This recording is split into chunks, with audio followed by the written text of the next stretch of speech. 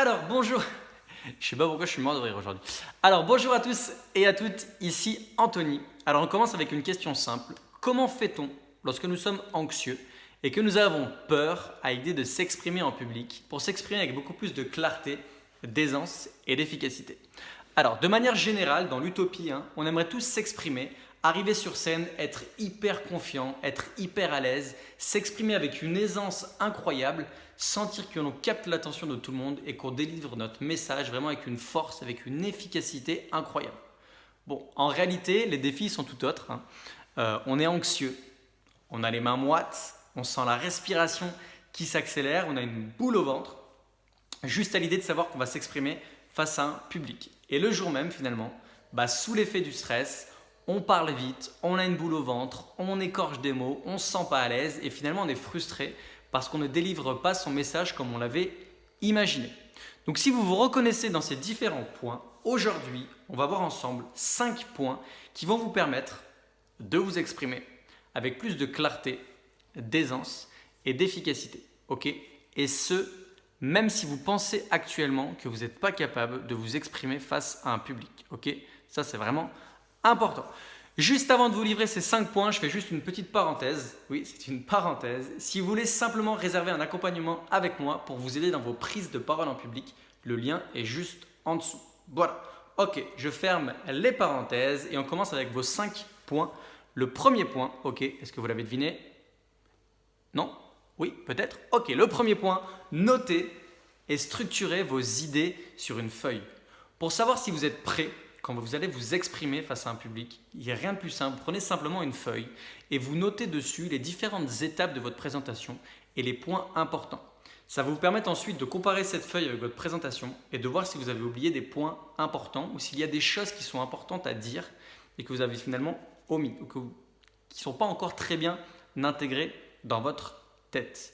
Et l'avantage également, c'est que ce papier, c'est un résumé de votre présentation. Ça vous permet de le prendre le jour même et de l'utiliser en tant que prise de notes lorsque vous vous exprimez. Ça, c'était le premier point. Le deuxième point, répétez toujours votre intervention. Quand votre intervention est terminée, que vous l'avez écrite, c'est suicidaire d'aller la faire la première fois devant les personnes face à qui vous allez la faire la première fois. À la place, trouvez toujours un ami, un membre de votre famille, un autre étudiant comme vous ou tout simplement un autre professionnel de votre entreprise pour faire une première présentation d'essai. Moi, pour être honnête avec vous, lorsque je révise le texte de mon one-man show, je le révise souvent en faisant la cuisine. Mais ça me permet au moins de répéter mon texte, de l'intégrer et ensuite, finalement, j'ai beaucoup plus de facilité pour le délivrer. Ensuite, le troisième point, bougez et étirez votre corps. J'ai l'impression d'être coach sportif quand je dis ça. Non, bougez et étirez votre corps. Souvent, quand on est stressé, qu'on est anxieux, on a le corps qui est bloqué. Donc, prenez du temps, juste 1 ou 2 minutes avant de vous exprimer face à votre public. Prenez juste le temps de bouger vos doigts comme ça. Vous tournez vos poignets. J'ai vraiment l'impression d'être coach sportif. Vous bougez un peu vos épaules. Si vous êtes chaud, levez-vous, faites des petits sauts. Bougez votre visage comme ça. Au niveau de votre mâchoire, étirez votre mâchoire. Ça va vous permettre de détendre votre corps, de libérer les tensions et surtout, ça va vous mettre en énergie. Vous allez arriver sur scène beaucoup plus pumped up. Ensuite, j'ai oublié 1, 2, 3, le quatrième point. Respirez avant de commencer. Souvent, on est stressé et dès qu'on arrive au moment de parler, le premier réflexe qu'on a, c'est de commencer à parler. Résultat, on parle vite et on est stressé, on oublie des mots, on écorche des mots et on ne se sent pas à l'aise. Just relax. Et juste avant de commencer à parler, prenez simplement une petite minute, vous faites une inspiration, une expiration.